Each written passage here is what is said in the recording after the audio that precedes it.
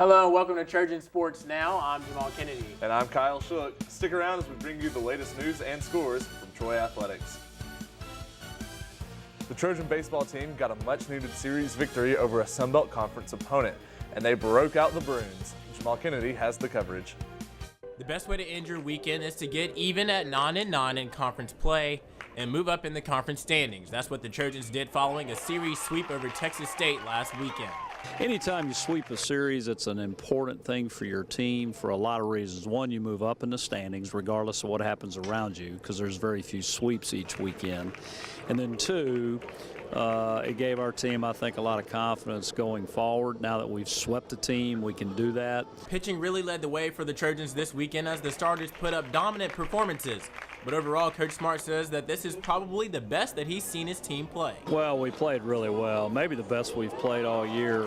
In particular, we pitched exceptionally well. All three starters were terrific. Andrew Crane, game one, 6 scoreless innings. Darren Osby, game 2, went 5 and gave up one earned run. And then Austin Crook went 6 scoreless in the third start. Though the starting pitching led the way, the strength of the Trojans clearly lies in the bullpen. Early in the year, we were leaning a little heavier on our starters, trying to get them deeper in the game. And I don't think that formula is a good formula for our team. So I'm trying to get 5 or 6 out of the starter. And just who are some of those guys in the bullpen? You got Corey Childress, Corey Gill, Lance Johnson, Mark Skinner, of course, who's the end-of-the-game guy. William Carnley's coming on. Jimmy Robbins, a freshman's thrown well. So we've got several guys that I like in the bullpen. So if we can get 5 or 6 innings and have a chance with that combination of different guys, I like our position. And you can't forget about Brandon Lockridge. Over the weekend series, Lockridge went 4 for 13 with 2 RBIs. Coach Smart recognizes he is the catalyst for the offense. He's really been good throughout the year. I think he's only been hitless in 2 games or maybe 3. He's picked up a hit or 2 in every game. He's hitting 350. He's driving in runs. He's stealing bases. He is our catalyst. Play of the series goes to this spectacular catch at the wall from Trevor Davis, robbing extra base hits. Did someone say whoop? Because there it is. Jahmal Kennedy, Trojan Sports Now. Quick turnaround for the Trojans as they took on the number 5 ranked Auburn Tigers Tuesday in Auburn. And it was in that Tuesday night showdown on the Plains that the Trojan baseball team racked up a huge victory against that same number 5th ranked team in the Auburn Tigers. Troy took a 5-2 victory over the Tigers in large part due to Jackson Cofer. Now, he can pitch the ball from the mound, but did you know he could also hit? He blasted a 3-run homer in the 5th to put the Trojans up 4-0 at the time, and Auburn would cut that lead in half in the bottom of the 5th. But not only did the Trojans hold out, but Trevor Davis brought in 1 more RBI in the 6th to secure the victory. Matt Sanders and Brandon Lockridge, who else, also had multiple hits. Lockridge says the team had confidence from the very beginning. Told us, if we didn't believe we could win coming into Auburn, to stay back. We don't need you if you don't believe fully that we're going to be able to compete with that team. And, I think they were ranked 5 in some polls, 9 in some polls. And, going in, you just got to completely forget about the fact that they're a big name team, high ranked team, and just know that you can play with those guys. And we showed that last night.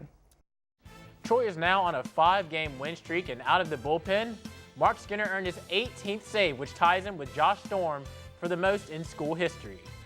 And once the baseball team was done with the Brooms over the weekend, they handed them off to the softball team, who made good use of them in their series finale against Appalachian State. Jahmal Kennedy has the action. This conference is a dog-eat-dog world right here, so anytime you can get a sweep and get 3 games in a weekend, that's huge. And I think we've done nothing in the last couple series but get better, so I was proud of the girls. Championship Sunday is always like that. It's just a slugfest. All season, the offense has followed the production of senior Becca Hartley, but on Sunday, it was the production of a freshman that made the difference for the Trojans. Logan Calhoun kind of was our spark. She, I think, was a home run short of the cycle, so every time she got up, she sparked us, so I give her a lot of credit as a freshman of doing that. And then the contest was hit with a rain delay in the bottom of the 2nd inning with 2 outs and 1 on for the Trojans, already down 1 run. The success Coach Mullen's team enjoyed following the delay was attributed to a mental reset. It's just according to how you do it. I mean, I really think it's just according to how you treat that hour or 45 minutes. I mean, if you get in there and start thinking about it, then you can struggle. But if you get out there and you just stay loose and realize we just got to come out and play ball, then we're good. I mean, I think Rigney did a great job of going back in there and warming up and coming back out and throwing strikes. And, you know, our hitters kind of got over the slow start and did a great job. The one-run win by the Trojans was just the third of the season for Troy, in games decided by one run. But as Coach Mullen said before, her team has been playing much better lately. Yeah, I think earlier in the year, I think, you know, we're young and we went through some growing pains of one-run ball games, and the fact that we won that one-run ball game was key to us. And I think, you know, the Sun Belt's big girl softball, and I think the girls have realized that and really stepped up and realized you gotta, you know, be focused every single pitch, and I think we've done a better job of that later on this year. There was a tie for play of the game between Troy's Stephanie Snyder in left and Becca Hartley behind the plate. Jahmal Kennedy, Trojan Sports Now. Over the course of the 3-game sweep, the Trojans scored 20 runs. And the women's golf team is rolling. Now, we just talked about how the baseball team is rolling, streaking with now 5 wins in a row. But the women's golf team is rolling with, drum roll, 3 wins at the Sun Belt Conference Championships, and get this, in the last 4 years. How about that for a dynasty? In fact, let's hear from some of those winners. It's been very, very special, that's for sure. After you win your 3rd Sun Belt title in 4 years, is there really any other way to feel? Well, the women's golf team did just that last Wednesday. It's super exciting.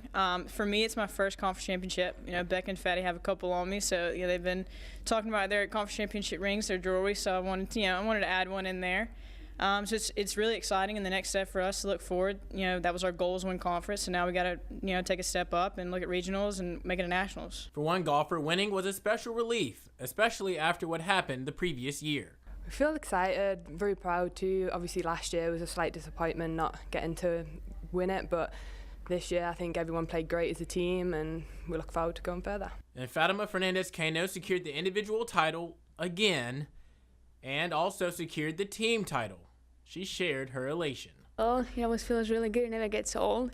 Of course, winning 3 out of 4 conference championships is something that is very special for me as an individual, and for us as a team is something that you don't really see that often. Now, if the Trojans have an iTunes or Spotify playlist, We Are the Champions has to be at the top of that list, right? The men's golf team entered match play Tuesday as the #1 team on the boards. It was the top 4 teams that advanced from stroke play, and they took on Georgia State. The Trojans fell just shy of winning their semifinal matchup, but it didn't come without any drama. On the 18th of the greens, Troy's Luke Moser set the Trojans up to perhaps close the Georgia State advantage. His opponent sunk a putt from over 10 feet out to save a par. Moser, however, then sank his short 5-footer to birdie and send the individual match up to a playoff round. In the playoff round, he then sank a 6-footer to give the Trojans their first point, but ultimately the team would fall short. The Trojans will now wait and see if they secure an at-large berth in the NCAAs. And the men's tennis team pulled Coastal Carolina in their opening contest in New Orleans. The event, the Sun Belt Conference Championship. The Trojans coasted by the Chanticleers before meeting their season's end at the hands of a 4-1 loss to Georgia State. The lone point came in doubles competition as the Trojans, by way of the team comprised of Andre Baldo and Hassan Ndishme, as well as the team of Mustafa Belcoura and Pablo Moreno, each won their doubles matches. The Trojans saw their losses pile up in singles play, but Andrew Bedouin finishes his freshman season with a 23-9 record. And unfortunately, the women's tennis team suffered the same fate as the men. After winning their opening round matchup against Coastal Carolina at the Sun Belt Conference Championships, the women's tennis season concluded after the Trojans fell to ULM 4-1. The 1-point gain from the Trojans came in doubles, where the pairing of Nancy Karaki and Sine Ota won their competition. The team of Alicia Rodriguez and Hannah Caesar would also win their doubles matchup to clinch the doubles point. Athletics has been filled with winning lately, and it didn't end with the track and field. Late last weekend, the team competed in the Auburn relays and had several personal bests set. First, the victors. Miles Charlie was victorious in the men's long jump with a jump of 7.57 meters. Zach Douglas, to no one's surprise, was victorious once again in the shot put with an 18.13 meter toss. And among personal bests were Sawyer Sprung with a personal best in the 5,000 meter run. Garrison Floyd and Jason Owls both set personal bests in the men's 110 meter hurdles. Women's personal bests were set by Elias DeGarl Raleigh Schweitz, and Sydney Anderson. Still to come on Trojan Sports Now, we'll have a preview of the Trojan baseball team's upcoming series matchup with the reigning national champions, Coastal Carolina. But first, I sit down with baseball star second baseman Brandon Lockridge. Stick around for more Trojan Sports Now.